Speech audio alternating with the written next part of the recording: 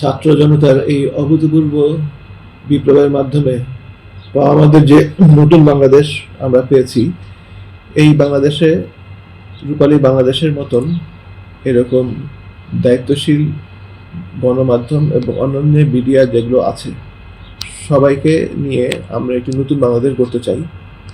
ছাত্র জনতার যে আশাকাঙ্ক্ষা আমাদের সবার কাছে অনেক, তারা যে চিন্তা করে এই বিপ্লবটা ঘটিয়েছিল, আমরা আশা করছি যে আমরা সবাই স্ব জায়গা থেকে, বিশেষ করে যারা গণমাধ্যমে আছেন এবং এই নতুন যে রূপালী বাংলাদেশ যে সংবাদপত্রটি প্রকাশিত হচ্ছে, তো তারা স্ব জায়গা থেকে দায়িত্বপূর্ণ সংবাদ প্রকাশের মাধ্যমে এই দেশকে এগিয়ে নেবেন।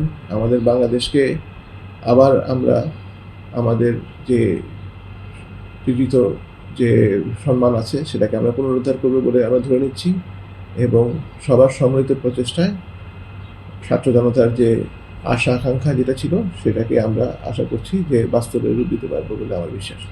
প্রায় 1,30,00,000 মতন বাংলাদেশি প্রবাসী হিসেবে বসবাস করছেন, এবং তারা প্রবাসে বসবাস করে বাংলাদেশের সামাজিক, রাজনৈতিক এবং অর্থনৈতিক এই সবগুলি সেক্টরেই গুরুত্বপূর্ণ অবদান রাখছেন। বিশেষ করে দেশের উন্নতির জন্য, আমাদের বৈদেশিক মুদ্রার রিজার্ভ, এসব কিছুর জন্যই কিন্তু প্রবাসীদের অবদান অপরিসীম।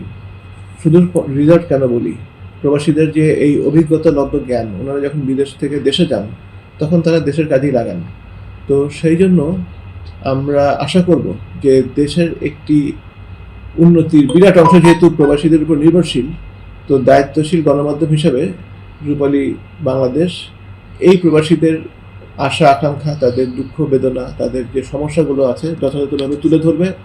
এবং যেহেতু মিডিয়া একটি সমাজের দর্পণ, রূপালী বাংলাদেশ সেই দেশের এবং বিদেশের অবস্থিত প্রবাসীদেরও দর্পণ হিসাবে এই সমস্ত খবর এবং বা তথ্য দিই সঠিকভাবে সরকারের নীতি নির্ধারকদের কাছে তুলে ধরার মাধ্যমে প্রবাসীদের বিভিন্ন সমস্যা সমাধানে সহায়তা করবে বলে আমার বিশ্বাস।